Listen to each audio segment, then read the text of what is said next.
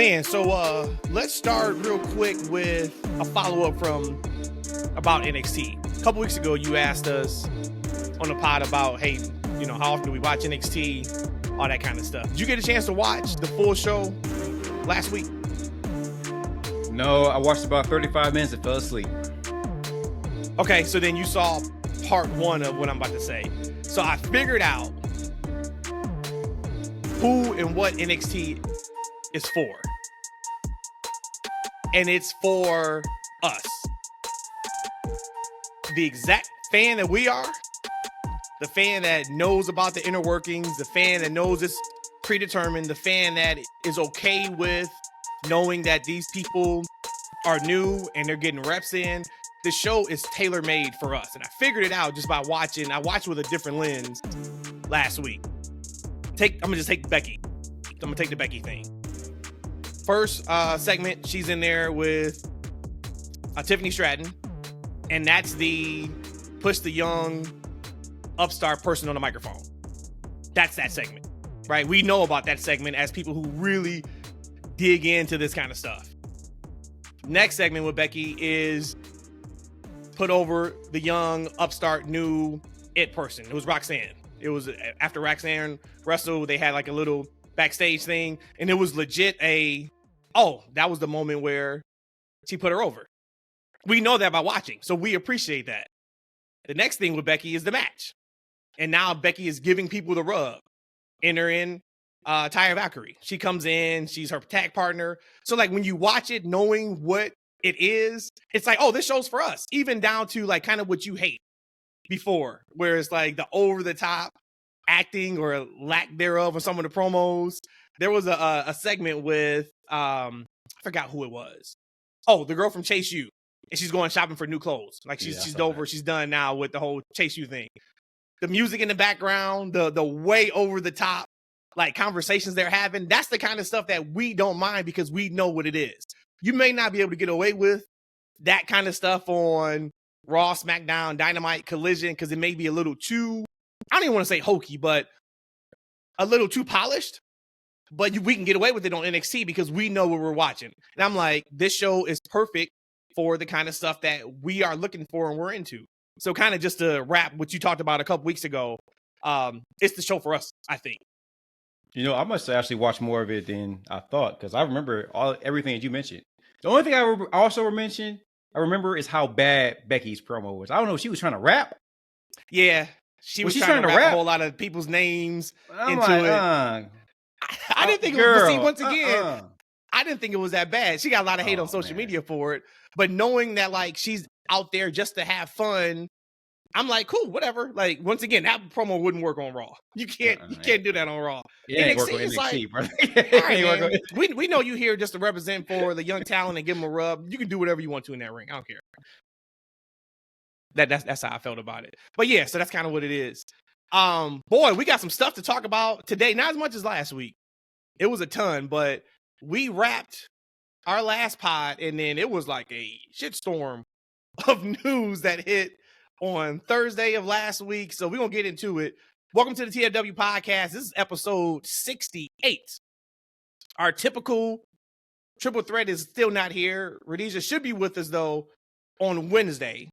So shout out to her for that. It is the dynamic duo, Matt and Eshaun, here with you, taking you through Sunday to get you ready for the week. I'm sure, E, you want to start with the wrestler cuts. So if that's where you want to start, let's start there. Yes, you know, we talked about it, you know, privately on air, and we kind of knew this was coming. As soon as the merger, you know, happened to finalize, we knew there was possible cuts. And I want to say right off the top that we don't want anyone losing their job. Like people have families, they have mouths to feed, they're living their dreams. We don't want to see any of that come to an end, but also it's a business. And, you know, Matt and I come from a retail background, retail management. And one of the things is if you don't have work, if you're slow, you send people home. You get them off your payroll. Yep. Right. And I get people say like, oh, you know, WWE's making all this money. Like, how can they just let these people go? But you also can't have people in your payroll that you're not using as well. Because it's business. Business is business. It's not personal. But again, we don't want to see anybody lose your job. And everyone online that was like kind of like clapping at these people losing their job, man, y'all some sick people, man. Like that stuff is trash ass unnecessary. People. Yep. Yeah, man. I mean, it's horrible. But let's go through the list here, Matt. In no particular order here. I'm gonna start with Matt Riddle. Was let go. I think he was the last cut that was made. Then we have Mustafa Ali. He started with the company in 2016. We have Rick Boogs. He started with 2017.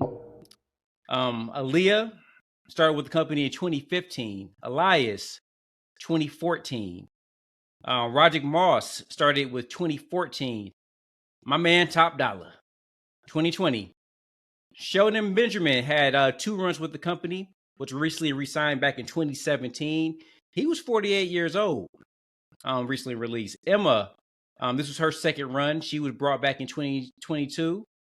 Dolph Ziggler, longest tenure out of all the cuts, started with the company in 2004.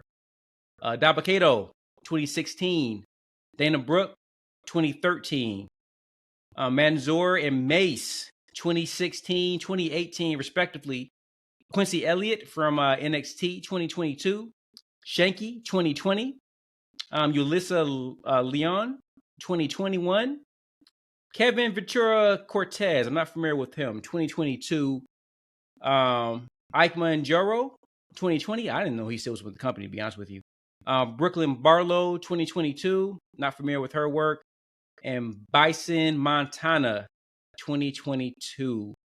All unfortunate, but I'm hoping that these guys land on their feet very, very soon. But Matt, I know that you're excited for a couple of these guys to show up in a couple of different places. So, to the releases, the optics just suck. Right? Like, you do these releases the same day you announce a $1.4 billion TV deal, which is 40% increase from the last TV deal you had. And that's only for SmackDown. It's not even including Raw, and to a lesser extent, NXT. I also think when the company is posting best everything, there's a world where you can just let contracts run out. And they didn't do that. Ali's been asking for his release forever. So that one, you're like, okay, well, he's asked for it. Then you look at it, and this is the part of the business that sucks, because it's like, damn, does loyalty mean anything? Ali was working hurt down in NXT, and he was working through an injury just to get through the story that they were telling with the title and Dom and all that. And it's like, damn, right in the middle of it, he's scheduled to wrestle this weekend against Dom at No Mercy. They let him go. It's like, damn, that's like cold world. That's like big time cold world. But at the end of the day, if you look at a lot of those names, they really weren't being used. So if their contract just wasn't renewed, cool. But when you let people go, that's where it's kind of like, the same day you're announcing all this, this last week was the $1.4 billion TV deal. A couple weeks before that was the TKO merger. It's like, that's a little rough. I don't even think I was surprised by Ali, his name. From now, I'm talking just from a TV standpoint. I'm not talking like talent and can they help, train the younger wrestlers or anything like that. That was probably the biggest one. That was the first one that came out. So I was like, whoa, okay. And then all the names started coming, and you're like, okay, this must be like a budget thing. But Ali, I was super surprised about. He's got to be somebody that Tony Khan calls. Like, if there was somebody, or there's people who I was like, look, TK's got to have these folks on speed dial. Ali would be one, even though he's not a needle mover, and he wouldn't be a needle mover in AEW. But I think he has to be there. Is Dolph Ziggler. And then third would probably be, this isn't popular. And if I was running the company, I probably wouldn't do it. I think Tony's going to give it a shot, though, but maybe not after the whole Punk situation. But I think Riddle. I think you got to make a call to maybe some people, around Riddle to see where he's at mentally. I know the word was that like he just burned too many bridges. He had so many chances and he kind of, pissed them away. But I think that he's somebody that could move the needle for you. That's a doozy, man. Yeah, imagine unrestricted type environment in a good way of kind of what his personality is. I think there's a lot they can do with him, but that's also a slippery slope. So like if I was Tony, the first two for sure, and then even like Shelton Benjamin could be so big in teaching some of these younger guys and girls just the ropes. But those are probably the names I'm like, hey, look, if I'm Tony Khan, those are the ones I'm absolutely probably reaching out to. Let's pause right there for a second. Let's go with Matt Riddle. I remember when we were talking about it, we were, pulling you guys behind the curtains. We were kind of setting up the show between the two of us. He was like, hey, what 3 guys do you have? I'm like, dang, man, I don't have 3 guys I want to see go to AEW, to be honest with you. And I knew that we can have a discussion about this because I thought the 3 that we would come in mind, we would probably have the same people, right? But Matt Riddle wasn't one of my guys. And as for what you said, what I want first for Matt Riddle is to get himself figured out. Like, right? Because I think that most people have some kind of vices, right? But at the same time, it should interfere with you on the business level. And it seems like whatever's going on with him, he has demons that's interfering with personal and professional. And when we're talking about, him going to AEW in an unrestricted manner, that's going to be creatively and then in general. You saw what happened with CM Punk in an unrestricted environment and how that didn't work. Just imagine if you have, Matt Riddle, who was in a restricted environment and he still was causing troubles and his demons were on full display all over social media. AEW doesn't need that. They don't need any more bad press. They don't need any more demons that can affect their locker room. Riddle was a party guy through and through. This has been going on for years with him. And I don't want that to affect the business side of AEW or even the locker room side of AEW. I think until he gets himself figured out, he doesn't need to show up on that TV. Because you saw what happened with Jeff Hardy, right? Jeff Hardy had to kind of rehabilitate himself, get himself together before Tony Khan felt comfortable putting it back on TV. Riddle needs to do the same. He needs to get his things in order.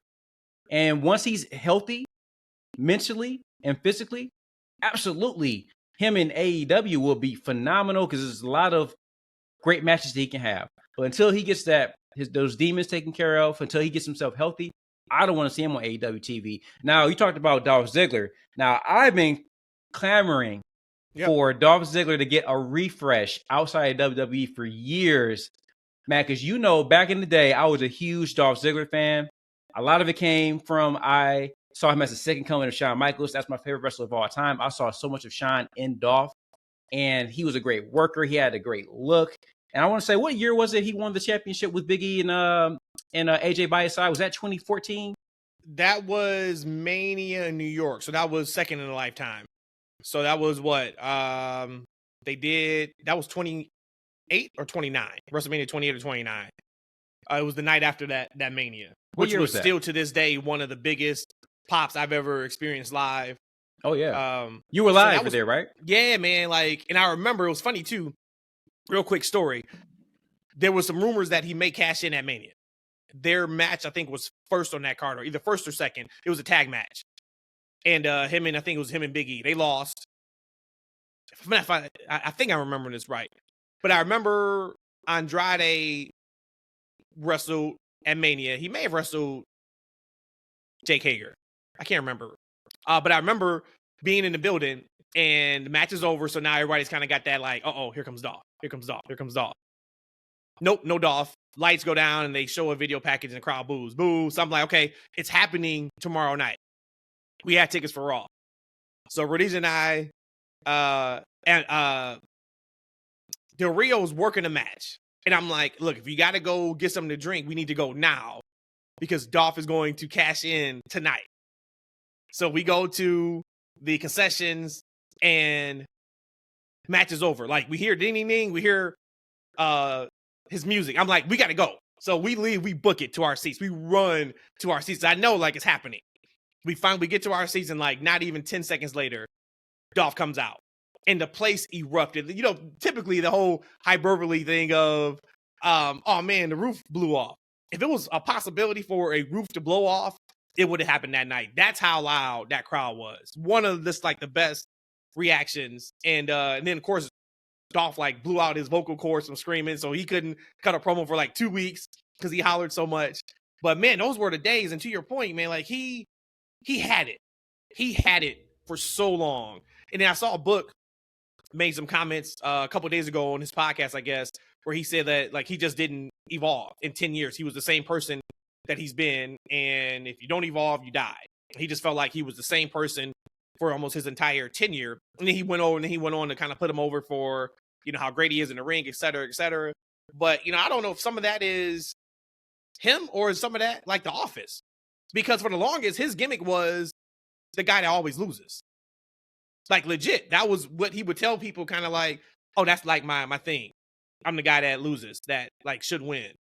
So like when you're pigeonholed with that, and then you who knows if it's true or not, you hear the reports, you know, that Vince kind of told, you know, writers that like, hey, like he's not a top guy. But for somebody who's been on TV for that long, in the company for that long, I have a problem with he wasn't a Vince guy or she wasn't a Vince person. If you're getting TV time, to me, you are a Vince person because you're getting television time. But I mean, man, like he was that deal. He was that deal for a long time to us. Oh, he did it again, guys. If you don't know, he has a reputation of putting himself on mute. And I'll be damned if he didn't do it again. I sure did. So just pause for a second on the pop thing, because I was there, huge Dolph Ziggler guy. I like the AJ Big E thing, so I was super excited as a fan. That was one of the moments for me as a fan that I really appreciated, along with Cody. I forget what year it was. I think it was maybe a Rumble. For maybe a year and a half, he wasn't wearing knee pads. I can't stand guys who don't wear knee pads. But Cody was my guy, so I was trying to ride for him.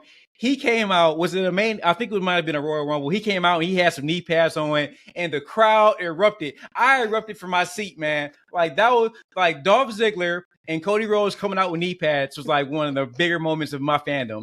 But let's go back to Dolph Ziggler. And so you talk about that, Matt, as far as Dolph having the loser gimmick. Mm-hmm. I think there's some truth to that, because what happened to Dolph Ziggler, and it might have happened to him, I think WWE have beat me down as a fan to where I didn't believe in Dolph Ziggler anymore. He went from being one of my favorite wrestlers to I just don't care when I see him on TV, because nothing he did mattered to me. Mm-hmm. Yeah, he can go in there and he put on a great match, but at the end of the day, he will lose and lose and lose. And when I was seeing him on TV, like they kind of gave him like different pushes towards the end, like maybe. I think he had a couple of matches when he won the world title again. I think with not Dean Moxley, it was Dean Ambrose in SmackDown. I'm about to mix their names up. I didn't believe in Dolph Ziggler then. I'm like, no, he had too many years of them beating him down. I think Ziggler got complacent as well. I think he understood that he had a role and that he didn't want more for his career. And as a fan, I didn't want more for him anymore, to be honest with you. And that's the beauty of there now being competition. Because back in the 90s, you had multiple places for wrestlers to go to kind of freshen their act up. So if Vince didn't see you as the top guy, guess what? I can go to WCW. I have a different lens put on me. I can go to ECW. There are places that these guys can go to reinvent themselves. And that, for every Dolph Ziggler, you have a Cody Rhodes who said, you know what? I'm not going to tolerate. I see myself in a certain light, and I'm not going to let Vince pigeonhole me into what he thinks my ceiling is. I'm going to go out and I'm going to bet on myself. Dolph Ziggler probably had multiple chances to do that and didn't. So for me now, as a fan of Dolph Ziggler, I think absolutely he can go to ACW. What is going on? This today, I can't get none of these words correct. I think he can go to AEW and be a major player for them. I think because Tony Khan appreciates work rate, quality matches, and Dolph Ziggler can do that. But I think he also can work a match to where he gets something different out of a Hangman Adam Page. He gets something different out of a Swerve Strickland. we might even see something different out of Kenny Omega with this type of psychology that he can bring. And he Mhm. also can go, you know, he also can sit there. He can go with those guys, right? He's 43 years old, but he doesn't look it. And he doesn't work like a 43-year-old man. No. He can get in that ring and he can go. And I think with his psychology, he can bring out some great matches with a host of guys. And he has name value because people know him. He's been on WWE TV at a high level for years. Yes, he was a loser, but he's in a different environment. And he's going to come back inspired. He's going to probably have a new character. He's going to have a new name. He's going to be able to reinvent himself. And I think he can do some big things for that company. And like, if you look at him, there's a lot of parallels with him and Cesaro. Because what you were just talking about with like Dolph of like, he shows up on your TV now, you don't even care. That's how I became with Cesaro. Yeah. I was a massive Cesaro guy. Yeah. And it got to the point where you're right, man. Like, they just lose and they're the same person. Like, I don't care now about your 5-star match. It doesn't matter because I know like you're stuck in the mud right now. And I think that a lot of that is Dolph. So I do hope he goes. And I hope he doesn't just go and to do a tag team with his brother. I hope they actually use him properly. And he doesn't have to be on TV every week. If he wants to continue to do all of his comedy stuff, God bless him. I'm sure. I know Tony would let him do that. But he deserves a final run, if you want to call it a final run. Yeah. That you will look at him as like, oh no, he's still that guy. Yeah. That's what he deserves. He absolutely deserves that. One person we haven't brought up, and you look at that, and to me, this is one of those like, damn, how'd you miss on him? It was kind of the same way when Bray got released. Braun Strowman, when he got released a few months ago, or years ago, excuse me. And you say, damn, how'd you miss on him? Elias. Everything they've given Elias, he made work. Yeah. And you release him. He's another one that is probably got to be on that short list. I wonder what happened. On that short list. I wonder what happened because he was getting huge reactions for a long time with that guitar gimmick. You know, he had the crowd chanting along with him. We, walk with Elias, and then he got injured, and all of a sudden he just never got back to. I wonder what's like. It'll be very interesting if one day, when maybe we're gonna get this conversation later on, when Vince walks away from the business, he does a Telltale book. Maybe he does like a podcast tour. We can get to the mind of Vince, like, hey, why did you sour on certain wrestlers? Regardless of their push and their reaction, why did you take the rug from under these guys? It'll be very interesting to tell. Well, that, and I also wonder, did the Ezekiel thing, as great as it was, did it do more damage for him than it helped him? Because we hadn't seen him on TV since Ezekiel went away. Well, no, if you think about it, Elias was off TV before that. The Ezekiel thing kind of brought him back to TV. But I'm saying, it worked for him. You remember how great the TV was with him and KO? It worked. I think he was injured and they were just waiting for like creative. So at least he came back. But when he came back, it worked. He was over. And then he went away, which made sense. But Vince, when Vince left, Triple H kind of put Rick Boogs and Elias in kind of like a tag team type of thing. I don't know where they were going with it, but they were on TV. And then Vince McMahon comes back, and now then Boogs and Elias is off TV. When Vince came back, both those guys were off TV. Like as soon as he was back in power and in creative, those guys were gone. So Vince had to not just see anything in this guy. He's like, man, get this dude off my TV. I don't want you writing for him right now. Like, it'll be interesting to see what his mindset was on them. And then speaking of Boogs, he put up a video working out, and he said that it was political, and he'll get into it later of why he left. So I don't know what that could be, but I guess we'll find out. Hey, one last thing before we switch gears. I want to talk about Ali, because he's another big guy. I definitely see him going to AEW. I absolutely agree with you on that one. I just wonder, is he a guy who's going to get lost in the sauce in AEW? That's because you're gonna put him in there. He's gonna give you some great matches. And I think one thing that Ali has learned in his time at WWE, he's learned some psychology. He can put a great match together. He can do all the crazy AEW style wrestling, but he also has some psychology, as you've seen on full display in NXT at least, right? So he can bring that to him. And I think this gimmick, and there was you probably saw it. There was some scuttlebooty online about his new gimmick. kind of, I don't know, like, and that was kind of why they got rid of him. But I know can't that believe that. I can't believe he was. You shot it on television, and you they produced approved it. They Yeah. produced it. They put it on TV. It doesn't make sense. And I know this is something he was kind of pushing to Vince years ago, and Vince said no to it. Right, so he was able to kind of do it in NXT. So I don't know he's going to probably pick up on that. This is something he feels passionate about. I don't know if he's going to get the time available on TV with Tony Khan to kind of push that gimmick. But if he doesn't have like a gimmick, I feel like he's going to kind of get lost into a great match guy. Well, we will see with AEW, and that's the perfect segue. Because with them now moving to, I mean, they're damn near already at monthly pay-per-views right now. You're going to need a lot of people to get hot much quicker than doing it on a 3 to 4 month time span. And we came out and we were, we gave our critiques on the last pod about AEW, and got to give it up where it's due. AEW had a hell of a week this past week on TV. From Dynamite to, I didn't watch Rampage, but I heard Rampage was great. I watched Collision.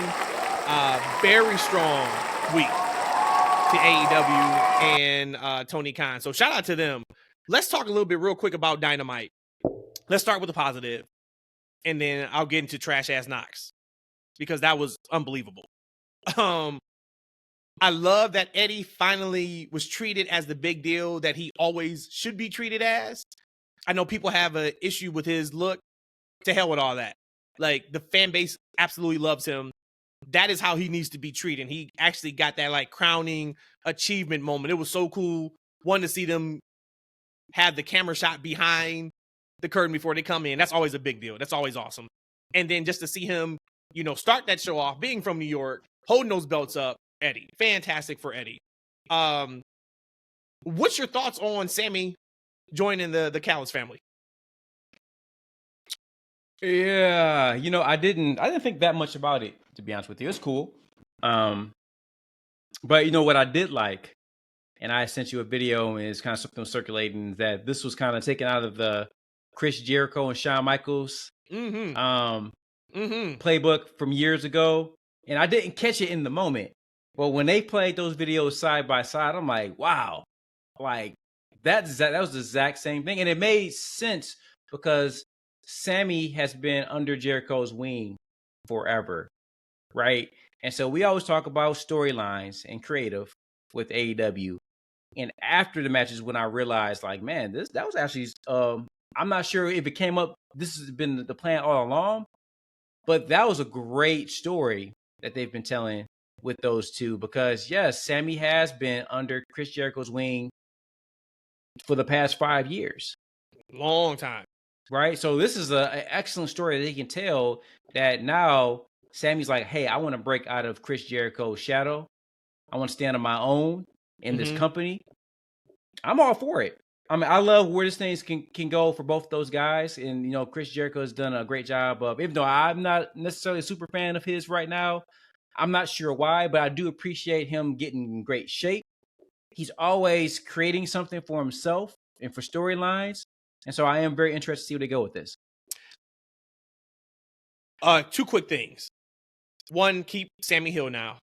Don't flip him again for a very long time. Yeah, I didn't like that. That's one thing I didn't like, but hey, whatever. I mean, no, but I'm good with it because he really wasn't over as a face, and you put him with Don Callis, and they're heat magnets. Cool. Just keep him there now. Keep him there. And then what you just said about Jericho, I talk about a lot when it comes to music. It doesn't matter the quality of music. It's who is doing the music.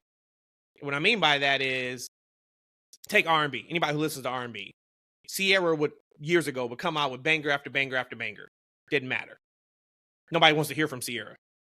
Now, if somebody else made that exact same song, it's blowing up the charts. And that's kind of how I feel about Jericho right now. If you look at the work Jericho's doing, he's actually doing some pretty fantastic work. He is. I just don't want to see it from Jericho.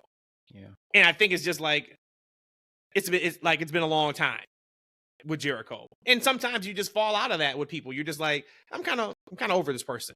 But you look at the work he did with Ospreay, look at the work he's done with Sammy, like every feud that he's kind of been in, you're like, when it's over, you're like, you know what? That actually was pretty good. I don't care about it in the moment, Even the match Wednesday, I'm watching the match and I'm like, man, I probably couldn't care less about this match, to be honest. But I'm watching, I'm like, hey, this match is kind of good. And then when the turn happened at the end, I was like, you know what? That was great. I just didn't care to see it from Jericho.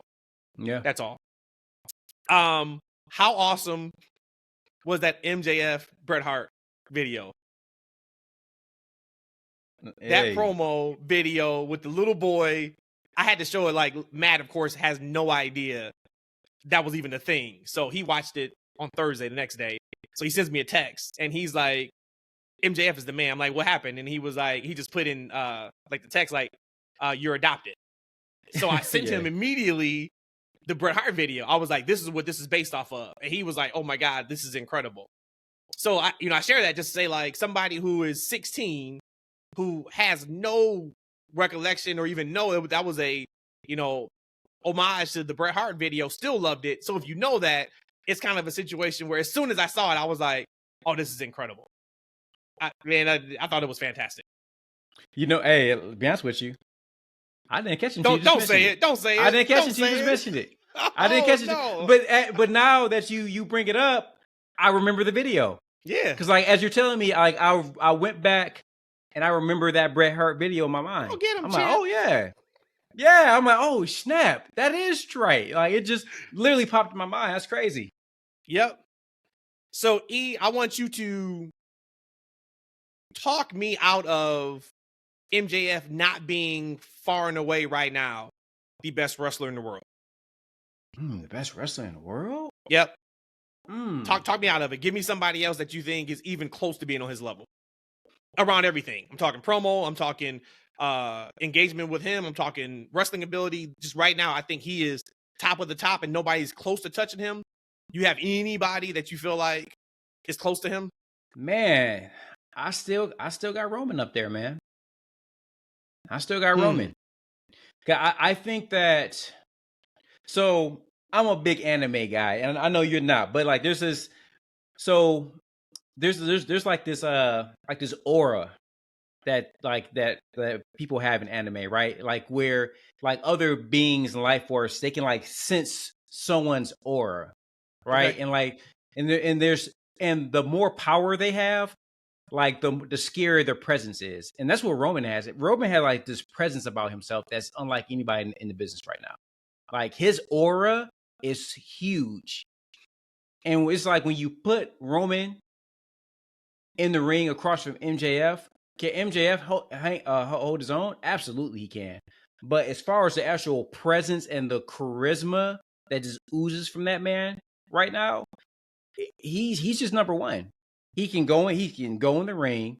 He has to look.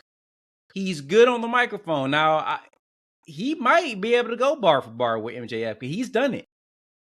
Right? He doesn't do like the cheap like pops or the cheap jabs that MJF does. But Roman, he got him. So for me, I'm still going Roman as my number one guy.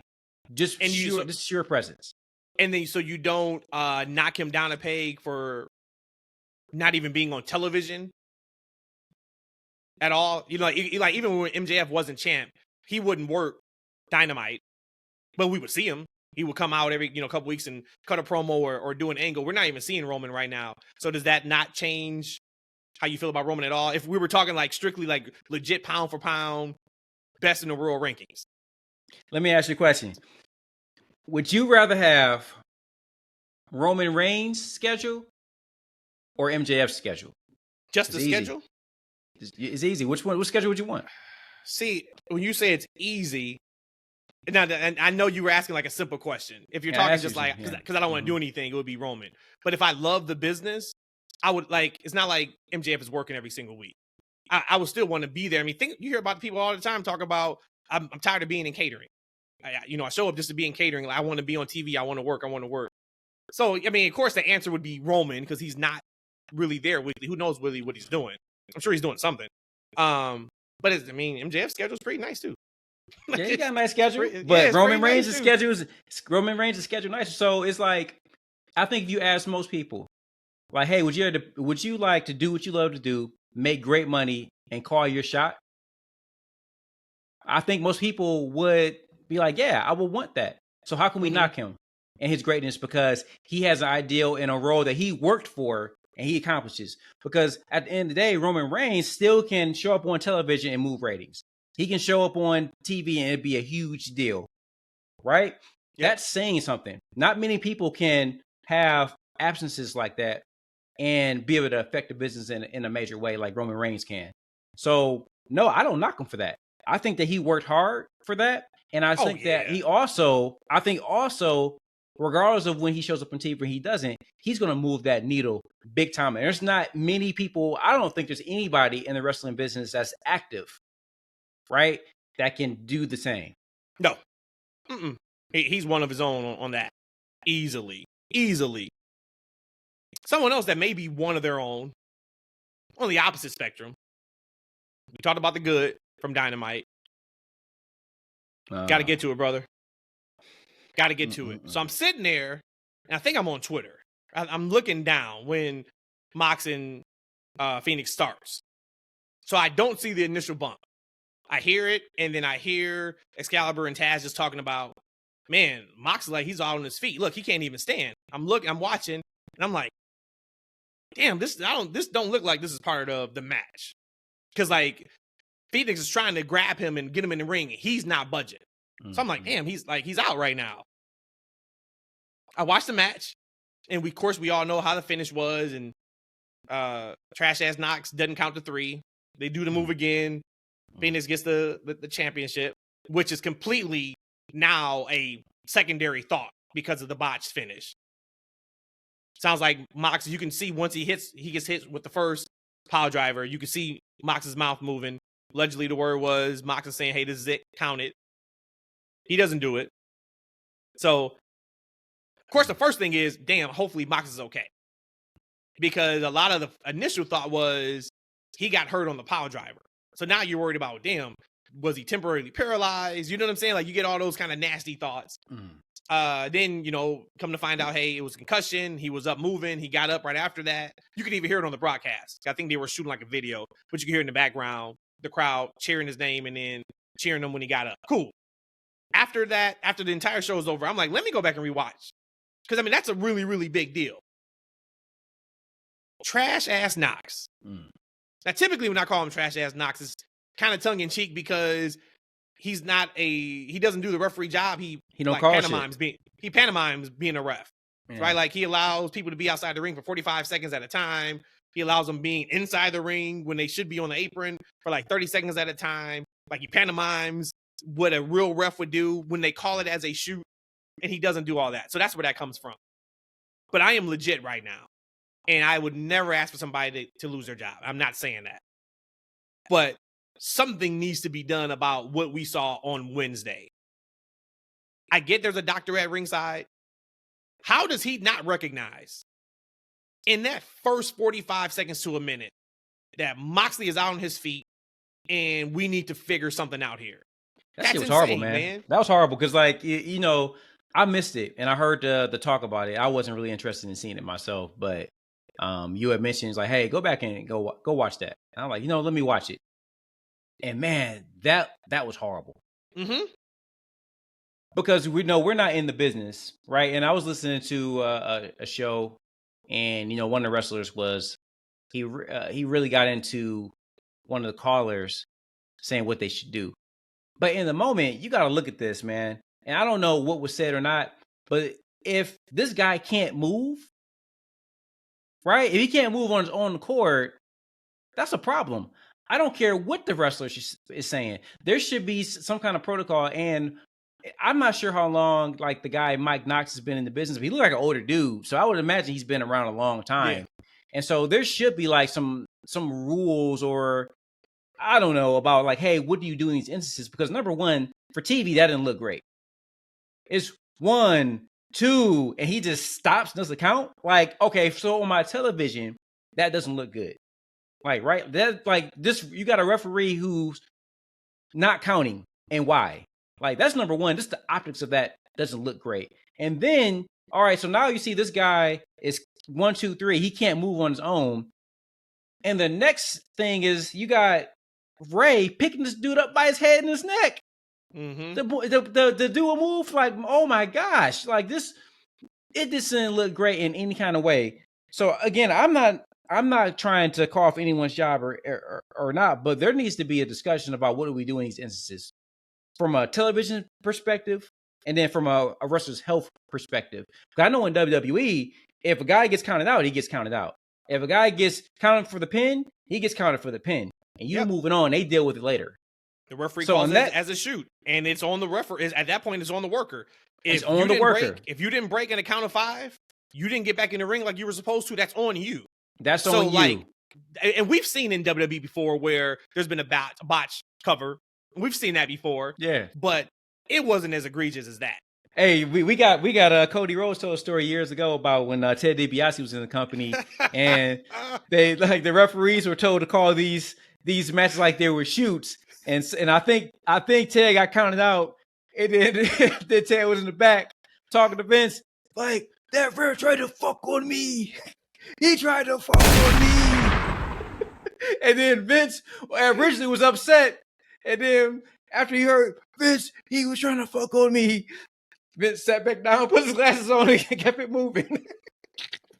But yeah, I mean, because number one, that just doesn't look like that's not great television. Number one, and then the wrestler's health and safety should come into pause as well. So I hope John is okay, but that was horrible to see on television from a fan's perspective. Yep, you can't allow that. You can't allow that. Like, as a referee, part of your job is to make sure that the workers are safe. Like, I hate when we see a big move outside the ring and you see the ref run outside the ring, check on him, and then. But I get that from a legit. I'd rather that than what I saw on Wednesday. Correct. So they got to figure that out. That was the second time he had that kind of thing too. Because early in the match, Ray had did like a inside to outside like a dive onto Moxley, and I think he kind of knocked him loopy for a little bit. No, that's what I'm talking about. No, that was when he got concussed. Before the match even started. Yeah, he got concussed then, and then you had the thing at the end with the power drive. So like, at this point, like, if I'm Mike Knox, and look, I'm not a referee, I'm not trained or any of those things either, but it's like he should have been like on high alert watching this dude from like this, because that had been the start of the match. Now it's at the end of the match, and this guy ain't getting up. I don't know, man. It just seems like it's common sense, but I'm not gonna drill on that. And then somebody should also got in his ear before he even rung the bell to say, "Hey, go check on Moxley. He doesn't look right." That's all I'm saying. We gotta be better there. Storyline related from Collision last night. Now Ricky Starks is now 0-3 in his last 3 singles matches. We know how big of a fan Brian is of Ricky Starks and Tony Khan, so we know he's gonna be okay. But as good as the match was on Collision, I thought it was unnecessary. I don't know where they're going with the story, but I thought having another like hardcore match after they did All Out to do a Texas Death Match on Collision for him to lose again, I thought was a little much. Any thoughts on where he's at now in his trajectory compared to before these last 3 singles matches? You mean Ricky, or are you talking about Brian? Ricky. Hey, I don't know when Ricky's contract is up. But if I'm Tony Khan, I'm doing what I need to do to keep this man happy and productive in my company. Because this man got it. So they had Ricky sitting on reserves for way too long. It's his time to shine right now. So if I'm Tony, look, all right, Ricky, we're going to give you the ball. We're going to give you the spotlight. Because I'm not sure when his contract is up. But if I'm Ricky, when my contract is up, I'm shaking hands. I'm saying my goodbyes. I'm putting up them 2 fingers. I'm saying deuces, y'all. I'm going to WWE. And there it is. I ain't got nothing else to add to that. I know you had a question about commentary or commentary teams or something.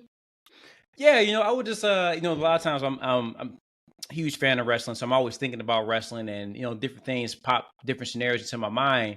And I believe I was listening to a show or I was watching wrestling. I'm not sure what it was, but something popped in my mind about my favorite commentary teams. because commentary is an important part of the match. And for me as a fan, sometimes like it's background noise to what I'm watching, but I need it. I need it. And I need to hear it. And it's such a super important part of the show. And so I thought about like, hey, what are my favorite commentary teams of all times? Because there's been multiple. I've been watching wrestling since the late 80s as a kid.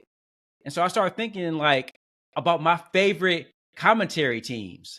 And unfortunately, I don't have one in AEW as of yet. But I have a lot in the past. So Matt, I gotta ask you, give me your top 3 commentary teams that's easy. of all time in any promotion. That's light work. You giving me 3? That's light work. Give it to me. We go Monsoon and Heenan. Absolutely. If you guys don't know about Monsoon, that's where I know all about my patella tendon. That's where he would tell you. Gorilla Man, Monsoon. he would tell you all parts of your body that like nobody else would mention ever in life. But give me them. Of course, you got to go JR and King for Monday Night Raw.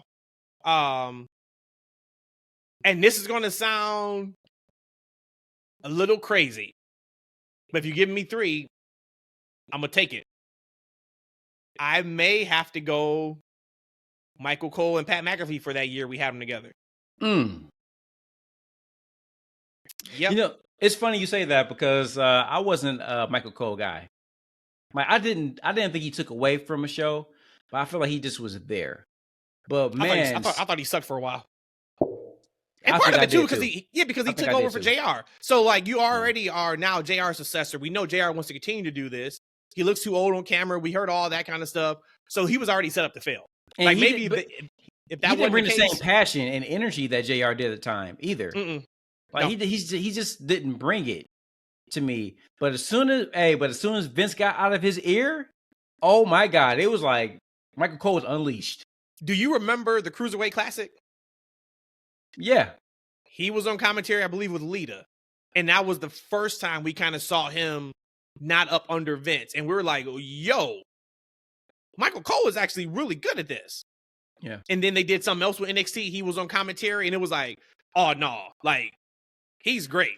He just doesn't get the chance to be great on Raw and SmackDown. And then to your point, I mean, even kind of before when Vince was still there, we started seeing it. But a little bit. When he was able to be unleashed and like he got his passion back, he even talks about like Pat McAfee being there reinvigorated him in his passion. Like he's been fantastic. So that was a good one because that was short-lived. That's why I didn't want to put it on my top list. But that short-lived connection of Pat and Michael Cole was a really, really good one. But we were right there on the first 2 because I don't know. I remember, Gorilla and Bobby.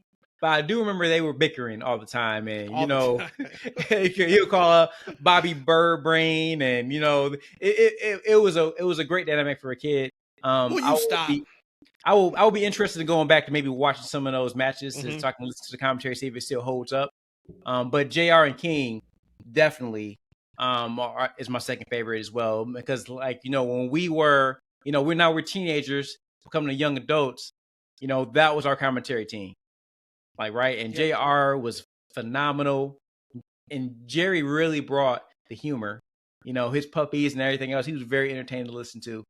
I'm going to go another one.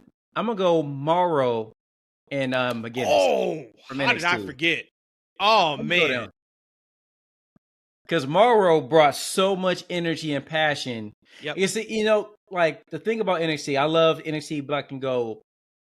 And I love how easygoing the stories and shows were. You can just watch those shows, have great matches. The storylines made sense. It didn't insult you. But the show just didn't have that oomph sometimes. You know what I'm talking about? It just didn't have that edge sometimes. But Morrow, his excitement will really bring another level to that show. We talk about commentary that can enhance a product. I felt like Morrow and McGinnis really elevated that show, unlike anything that I've seen on the commentary team a lot of times. And I think that Jim Ross did that. He really brought he elevated the shows back in the day, especially with like calling those big matches. I feel like Bobby and Gorilla did that, and I feel like Morrow really did that for NXT. So those are my top 3 of all time. That's an awesome one, man. I don't know how I forgot about Morrow. And on takeovers, it was over. My God. Like, he brought his A game. Damn. Because you know what he reminds you of? And this is like why we love going to, because I'm not a concert guy. Like, I hate going to concerts and I don't like being in crowds. But I don't mind going to a wrestling show. And what I do like is watching wrestling with friends because it's the energy. Like, right? I love being in that energy, watching something that I love. And Morrow brought that energy through my TV screen. I feel like I'm watching a show with another fan. He was so infectious that it just was great. I would love to see him come back and do something on somebody's show one day. Man, can you imagine him calling an AEW show? No, it would be like unreal. It would be unreal. And you know, it's funny too, because you talked about the passion part, and that was what Pat brought. Oh yeah, Pat absolutely was a fan, and Pat said he was a fan, but he spoke for us. Yeah, you know what I mean? He like, sure was. Yeah, yes, commentary is such a big deal. Oh my God, can you imagine Morrow and Pat doing the wrestling show, man? Oh my God, I'd pay weekly for that. $4.99. Here you go. Speaking of pay, they did it again, brother. This WrestleDream card is pretty stacked. Now, I didn't remember until last night. The show is this week. It's, well, I guess next Sunday. Hey, same thing, bro. I'm like, oh shit, it's next week. I was like, yo, already? Damn. Listen to this card. Bryan Danielson versus Zack Sabre Jr. Right now, that looks like that's the main event. Cool. FTR versus Aussie Open. We know that match is going to be great for the tag titles. We got Eddie Kingston versus Shibata, and Eddie's putting up both his titles. That's going to be hard hitting. This one, I'm ready for it. Kenny Omega, Chris Jericho, and Ibushi versus Takeshita, Sammy Guevara, and Will Ospreay. Holy hell, is that going to be fantastic. Chris Statlander versus Julia Hart. I'm happy to see Julia get a spot finally on a pay-per-view for the TBS Championship. Swerve versus Hangman. We already talked about ad nauseum how excited we are for that. Christian versus Darby Allin, 2 out of 3 falls. Damn. TNT Championship match. And then the 4-way tag match. Winner gets a tag team title match at any time.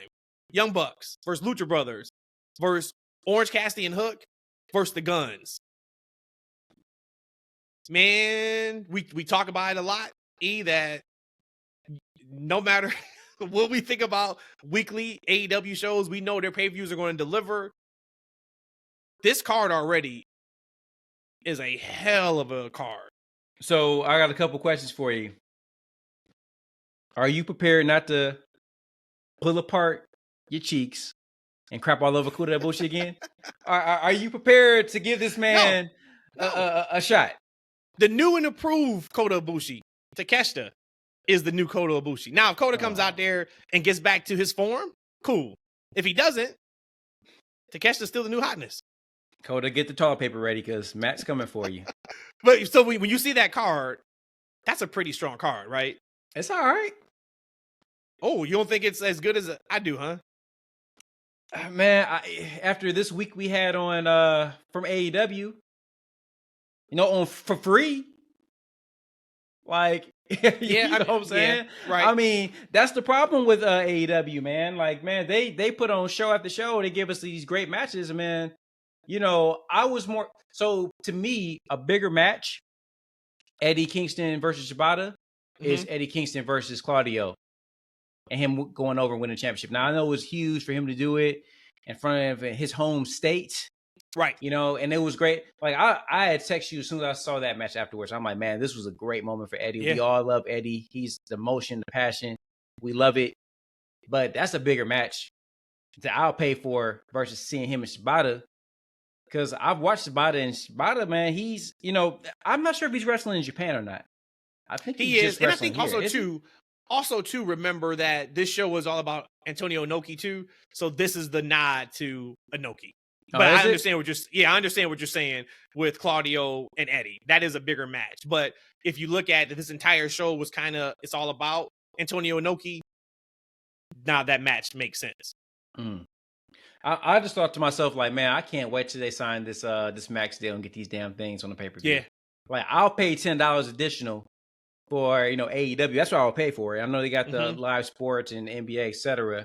But I would just pay the $10 so I can watch the AEW pay-per-views. I'm looking forward to that because I think that this is what we're going to get more of if they go to the every month pay-per-view model. Because they're going to And it's ask working us to spend it's working so 50. far. And I wonder if they don't go to max. Like, and these are the cards that we're getting month after month, $50. This is a different climate, man. This ain't like back in the day when we were spending $50 a month with WWE. It's a Mhm. different climate. It's a different economy. Like, man, Well, we'll they're see. not. I don't think they're even going to try. I think that the max deal is as much locked as possible. It'll be in 2024. I think they're going to roll it out properly. They're going to start with the NBA games and all that, and then they're going to announce the AWP. So I think it's locked that we see them. Hell, I'm sure Tony thought it was locked for All In until the infrastructure just couldn't handle, a live show. Speaking of Tony Khan, did you listen to that promo he cut about WrestleDream? Were you paying attention? I didn't know. I didn't listen to it. Okay, I wrote this down.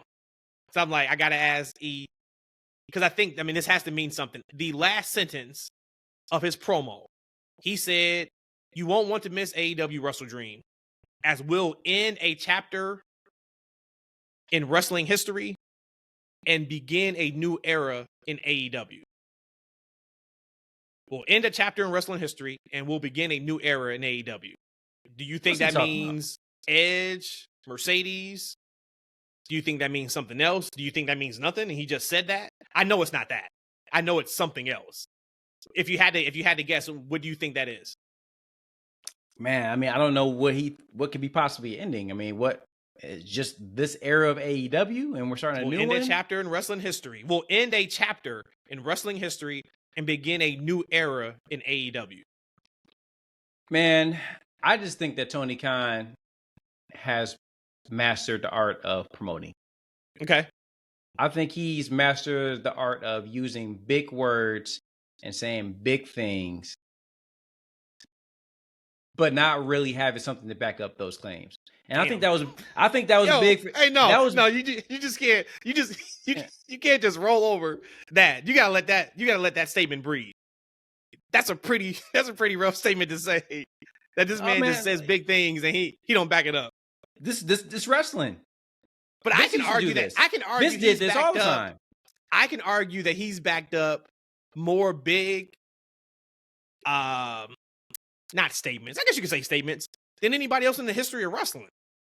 Really, if you think about the surprises that he's given fans consistently. Now, yeah, there's sometimes he's making a huge announcement and it's like, yeah, okay, no, I was just about to say, like, yeah, he, early on, it was very important for him to deliver things, but we were getting announcement week after week, and this is the biggest thing for AEW ever, and then he's talking about some reality-based show, right? Like, okay, hey, that show's on Max right now. So that, you know how big that is? Oh, it's on Max. Yeah, he was announcing something every week as the biggest thing ever, and it was cool, right? It was cool. Like, everything can't be. That's the only thing. I know there's things that he has that's coming up, but when you say everything is the biggest ever, yeah, like, everything can't be the biggest ever, right? But I get maybe for him and his I'm not going there with Tony, but I get maybe for him in that moment, maybe it is big for the company because maybe there's financial ramifications coming. Maybe there's just things that he can't, talk to us about. But when he goes out there and say we're ending the era, like what exactly are we ending? And I can't wait to find out because it's got to be something. What's ending, and then what's the next thing that's starting that's really worthy of this build up that he's given us? I just don't think it's. I think if there's a build up from 1 to 20, I think this is going to be a 7. Oh, okay. No, I disagree. I think with that being said, I think, like I said, I think it could be Edge. I think it could be Mercedes. It's something big. I think on that. That's the next era though. Bringing Edge. I think so. If you're closing the chapter on CM Punk forever. You bringing in a 50-year-old man, and look, I'm not hating on him. You are. I think Edge. I think Edge. Looks I know who great. it is. Goldberg. Oh shit, Who's that's next? even worse. Who's next? The new That's era of even worse. AEW. You mean you can't bring these 50-year-old men in here claiming it's gonna be a new era? It's a new era, man. It's a new day. Oh, he's bringing back Big E. He got Big E cleared. But your point is well taken. If everything is big, nothing's big. That is for sure. Quick hits. LA Knight's out with COVID. So hopefully it's not sustained in him and he can get back to feeling good and being healthy. Word is that it was right before doors open for SmackDown and he tested positive for COVID. Crazy. So we saw where he was supposed to show up, and I didn't have any like insider information. I'm just watching the show, and they beat up AJ Styles, the Bloodline does, and Cena's getting worked over. I'm like, oh my god, this pop is about to be generational for LA Knight when his music hits. And they continue to beat the shit out of him for 7 minutes, and then the show goes off the air, and I'm like, yo, what happened to LA Knight? And then as soon as that, I see on Twitter that, oh, that's why. He back next week. Yep. But you know what? But it was cool. It kind of worked out because you let the Bloodline, in the show on top. Yeah. Kind of worked out. Which is cool. Are you good with? Are you I got good a question with LA for you, Knight and Cena versus? I guess it would be Jimmy and Solo. Is that a thing you feel like is a good spot for LA Knight? Before I answer that, I'm gonna ask you a question because I know that you were pulling down cheeks and crapping all over the Jimmy Uso and in the Bloodline storyline. So, like, after watching last night, are you a little more comfortable with what they're doing with the Bloodline? Yeah, I think the Jimmy story is starting to show itself, right? I think either Jimmy thinks he's Roman or he wants to be Roman. And that's now starting to show itself. Because if he allegedly told Jay, I didn't want you to be him, but now he's acting like he's him, throwing the ones up, making these calls that he shouldn't even be making. And we haven't seen Roman since all this is happening. Mm-hmm. So now it's like, all right, well, are they going to go with the story of he's trying to break the Bloodline up from within? I don't think that's the story because I think we are getting Jimmy and Jay one-on-one. So that wouldn't make sense. But yeah, no, it's starting to show itself more. But it took, man, hell, it took a month to get there. Yeah. I mean, it's starting to kind of, I don't know, this is the journey all along, right? But it's starting to course correct itself. I'm not saying that it's the biggest part of the storyline from the Bloodline we've seen, but it definitely is getting better, right? And as you said, you're starting to see the Jimmy character, right? You're starting to see that he's kind of trying to manipulate some things, but it seems like he's also priming himself for a nice little ass whooping when Roman gets back, right? Oh, it's coming. Like it's coming, man. He's priming himself for a little ass whooping coming up soon. So LA Knight, Cena, great spot for him, right? Absolutely, it is. I'm here for that. For that. Let him get that Cena rub, and as you said, like if we get another, Bloodline beatdown on Cena next week, when LA comes out, the roof's gonna be blown off. Good stuff. So let me ask you, Rudy just sent me a text. So transition to Asuka and Io. Fantastic match, loved it. That's a match I've been waiting for a very, very long time. We got it. It quenched my thirst for that match. I thought it would have been a lot more shenanigans than what it was, though, with Charlotte. And really, it wasn't much shenanigans in that. Rhodesia sent me a text. So, like, of course, music hits. It's about halfway through the show. Music hits when the match is about to happen. I'm like, okay, there's going to be shenanigans. That's why they're not main eventing. And she's like, this being their first time together, it's the women's match, title match. This should have main evented the show. Sorry, not sorry. Seeing how that match played out, because it wasn't a DQ finish, it wasn't a count-out finish. We got a pinfall, Io going over on Asuka, even though there was a little bit of interference. Do you think that match should have main evented SmackDown? I wasn't high on the match as you guys were. You ain't like it? No, I liked the match. I wasn't. Oh, you're saying going into it? Going into it, I know you guys are really, you guys are really hype on the match. And like, I'm a big Sky fan. I like Asuka. I just don't think the two of them have presented as such as like this is a dream match, and I just didn't feel the build.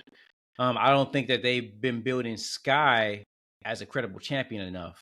I think, like I said, I think she's one of those Rey Mysterio world champions right now, to where they don't. She has the title, but they don't have. She's at the focus of the women's division, unfortunately.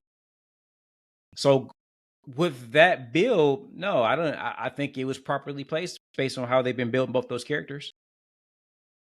I would have flipped it, especially knowing you don't have LA Knight to come in and make the save. Have that finish hour 1, the Bloodline thing. Actually, maybe you couldn't do that because then you had to jump. Never mind, you couldn't do it. No, you had to jump I think Cena and the Bloodline, like I think that's a much hotter feud than that. It is, Asuka but and Sky and match. yes, Cena is Cena, and you are correct. But in order to get the women's title to what you just talked about, to that level where you look at it as being that big deal, you got to treat it as that big deal. Well, I don't think it's necessarily the match placement. I think it's how they present the characters themselves first. I think when they properly present Sky as a champion and not just not just a member of Damage Control who happens to have the championship, I think that will elevate her, right? And I think that if you can, I don't know what they've been doing with Asuka. You know, she looks menacing. She's great in the ring. People respect her, but I don't feel like they've really went full like dominant Asuka with her. Like, right? I think that I think in some regards, I think Charlotte showing up the way she did took some of the spotlight off the women in the match. Cause like she comes out and gets her whole ass entrance. Before, before the bell even rings. Right before the bell even rings, right? The camera gets put on her, right? And now the match is about what she's gonna do in the match. Like, right? So do you think we get a triple threat match at the pay-per-view, or does Asuka not quote unquote deserve a rematch? I think she definitely deserves, but I think they put Charlotte in that match for a reason. So I definitely think we maybe see another, triple threat match with her included. Okay. I just think it's a shame that, the spotlight in my eyes, the star of that match was Charlotte. And I don't think, not because I feel that way, but I feel like they put so much emphasis on, like her presence in the match was like the thing. And that's, I didn't like. I get it for sure. I get it. Man, we're in for another few strong weeks, and we got WrestleDream Sunday. We got the WWE pay-per-view the week after that. We're hitting a stride. Typically, this is the time where it slows down a little bit. Back in the day, it's like come fall, it was like not much going on until the Rumble season and Wrestle Kingdom, and of course AEW completely changed that. And now Triple H being head of creative, there is like no off time really, which is a great thing.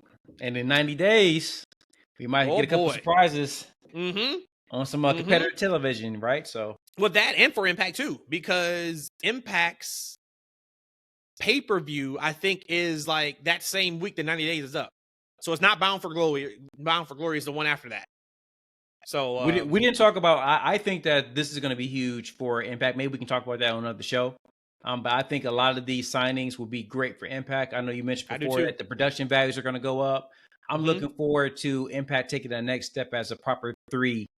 What do you say? Top 3 promotion in the company? I mean, in the country. Imagine just how quickly Impact would garner attention if they were to bring in Punk and a few of these free agents. That would be a game changer for them. Game changer. Something to think about. Good call. Speaking of TV deals, I forgot to bring it up. So they signed a TV deal. We brought up that part, 40% more in revenue, et cetera, et cetera. But the big deal to me out of this is that was only for SmackDown. It looks like now USA is out of the running for the rights of Raw and NXT. And this is going to happen, of course, in a year in 2024. Nick Khan planted some seeds about a month and a half ago. And he said it. Some people picked up on it. Some people kind of didn't pick up on it, where he talked about, hey, we're open to not having Raw on Mondays anymore. If it makes sense for us, yes, we will absolutely change the day. They're not going to be on USA, E. And there's an opportunity to change the day. Would you rather keep Raw on Mondays for you personally as a fan? Or would you say, no, you know what? I'm good with it being on Tuesday and then they put NXT on Wednesday. Or I'm good with Raw on Tuesday and NXT on Thursday. We've had Monday Night Raw for, I want to say, almost all my life. Feels right? like it 90, was it 93? I think, or something Yeah, like that. man. You know, like that'd be trippy for me. And I kind of feel like it'd be trippy for, well, I guess Raw was on Spike at one time, right? Yeah. Yeah, it was on Spike for one time, but for the most Still on part, Mondays, it's on though. USA. Still on That Mondays. was on Mondays.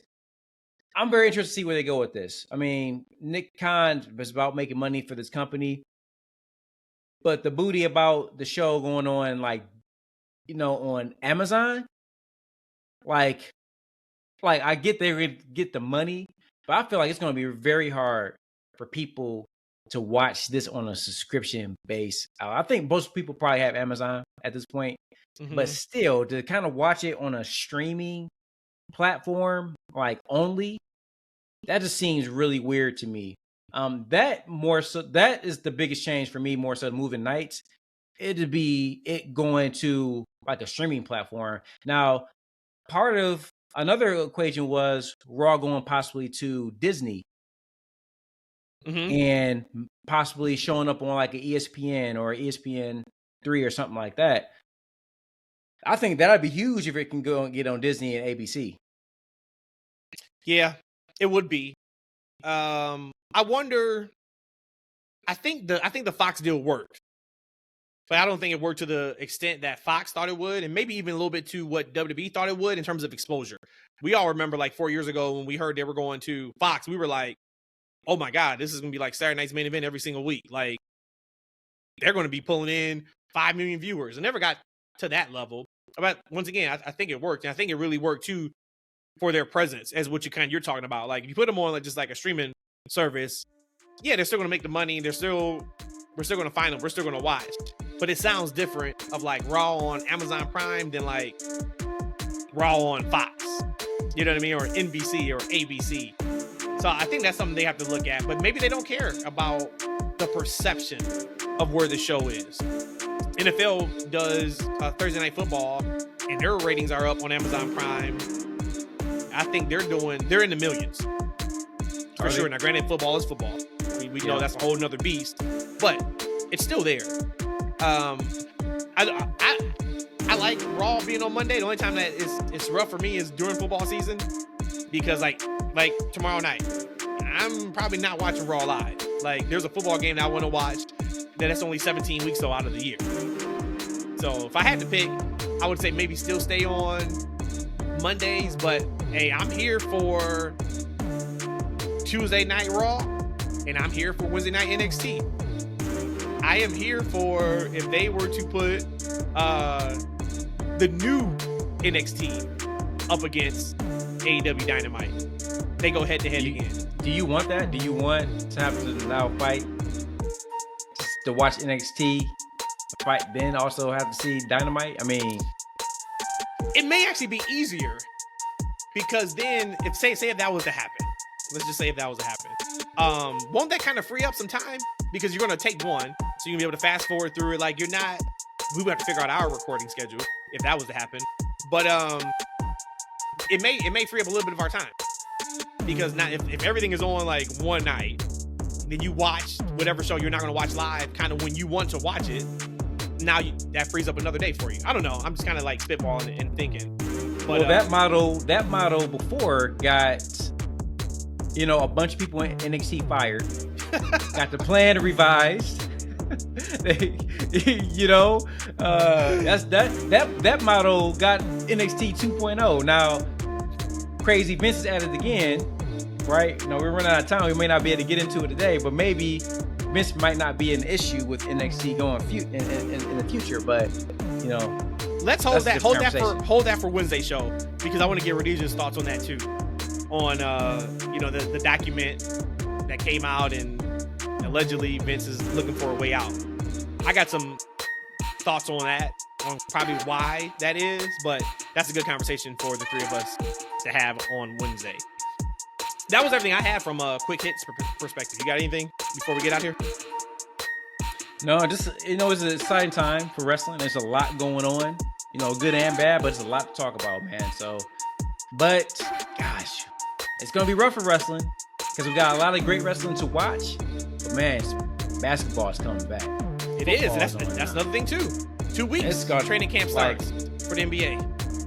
But that's going to be great. It seems like Tony Khan and Triple H and company are going to give us a fight for our attention, right? They're going to make it hard for us to watch this live sports that's coming back for us. So I'm excited for it. Actually, it's next week. Training camp starts for the NBA. God, man, that summer went by quick. Those are all good problems to have, though. All good problems to have. And shout out to everybody who is listening. If you are a day one fan, welcome. If you are a day 289 fan, thank you for sticking with us. We appreciate you guys. We love all of you. Of course, check us out on social media. We are on X at That's FNW. We're on Instagram at That's FNW. YouTube, we are there at That's Freakin Wrestling. That is where we post our full episodes every single week, twice a week, actually. That's everything. Oh, yeah. And then, of course, follow us on the podcast and write some really cool notes down at the bottom of that thing. Give us 5 stars review. We appreciate it. That's all we got, y'all. We are out of here. We'll be back as the Triple Threat on Wednesday. Peace.